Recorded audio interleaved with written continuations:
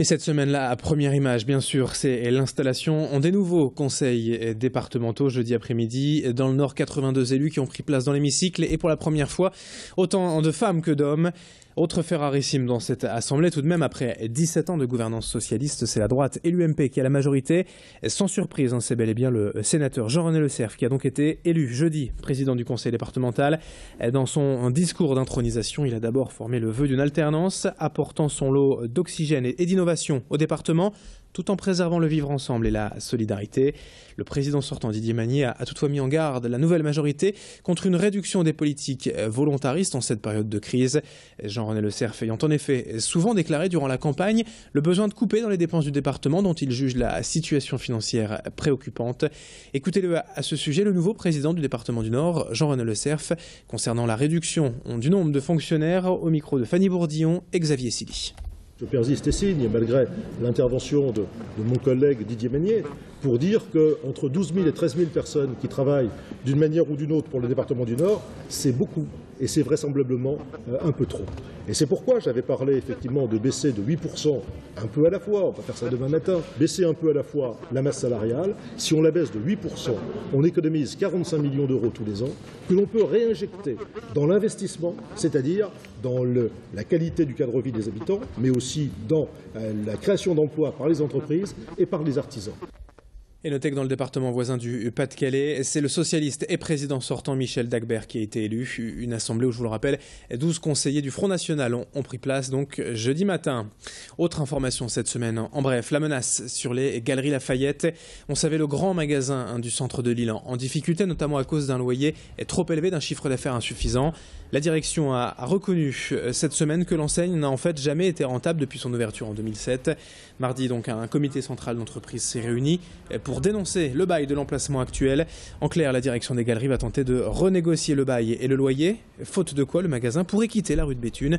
Dans un premier temps, on s'orienterait toutefois vers la fermeture d'un des 3 niveaux existants aujourd'hui, le rez-de-chaussée, certainement ce qui entraînerait une réduction des effectifs. 30 personnes pourraient être licenciées.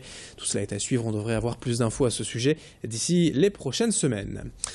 Autre image sur Grand Lille TV ces derniers jours, la modernisation du métro lillois et le doublement des rames sur la ligne 1. Dès sa création, il y a plus de 30 ans, en 1983, le métro avait été imaginé et conçu pour accueillir ces rames supplémentaires. On va donc passer de 2 à 4 voitures par rame, de 26 à 52 mètres par ensemble. Mais si tout ou presque avait été anticipé, les travaux ne sont pas simples pour autant, car il faut aussi mettre aux normes toute la structure annexe, les câbles électriques, les accès handicapés ou encore les issues de secours. Récemment, la métropole européenne de Lille, en charge des travaux, a reconnu que le chantier aurait au moins 2 ans de retard, ce qui est dû en fait aux conditions de travail sur place. Les ouvriers, pour ne pas gêner le trafic en journée, ne peuvent intervenir que la nuit, de 1h à 5h du matin. Ce retard pourrait avoir une incidence sur le coût global du projet, 620 millions d'euros prévus par la MEL.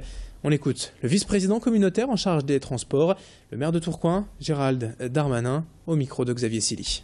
Le métro lillois est un des plus vus métros automatiques du monde, un très grand réseau également. Et au bout de 30 ans, il a fallu imaginer le renouvellement de ce métro avec des quais qui désormais, tout le monde le voit, font 52 mètres, mais des rames qui faisaient beaucoup moins que ça. Et donc il a fallu faire des travaux très nombreux depuis 2012, des études très nombreuses depuis 2006 pour créer ce grand chantier. 18 stations sont concernées et bien sûr ça va augmenter par 2 le nombre de personnes dans ce métro, puisqu'il y a 170 millions de voyages rien qu'en 2013, ce chiffre augmente, on doit répondre à cette demande, et en même temps aussi augmenter sur la ligne 2, 30% de voyages en plus, puisqu'on va mettre des rames de la ligne 1 sur la ligne 2. On enchaîne avec la présentation jeudi à Roubaix du futur campus OVH, imaginé il y a déjà plusieurs années par les dirigeants de l'entreprise numérique.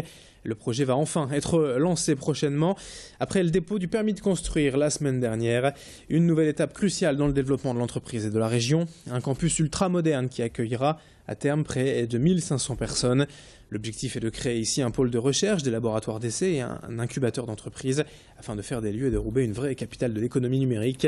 40 millions d'euros vont être investis pour construire 9000 m² de nouveaux bâtiments. La preuve de l'ambition d'OVH, l'une des entreprises régionales les plus dynamiques, notamment en termes de recrutement. 1 millier d'emplois devraient être créés sur le site d'ici les prochaines années. Pauline Lermite a interrogé d'ailleurs à ce sujet le directeur général de la société OVH.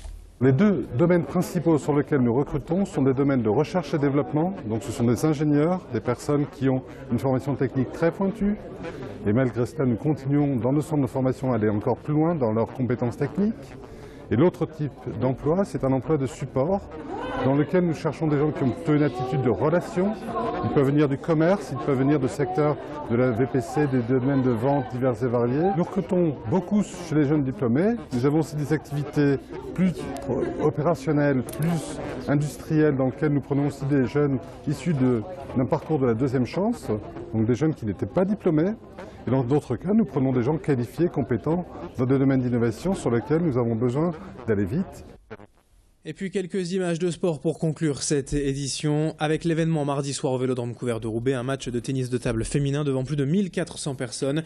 Le CPLIS Lille Métropole, deuxième au classement, en champion de France en titre, recevait Metz, l'actuel leader.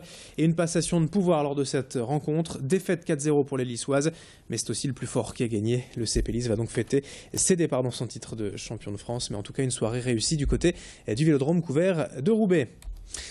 Fin de cette édition rétrospective. Très belle journée à toutes et à tous. Merci de votre fidélité sur Grand Lille TV.